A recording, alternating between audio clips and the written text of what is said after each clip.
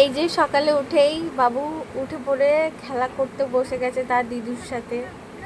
তার প্রথম কাজ হচ্ছে সকালবেলায় উঠে খেলা করার। সে সেটাই করছে, আর ওর খেলা না করলে মন ভালো হয় না।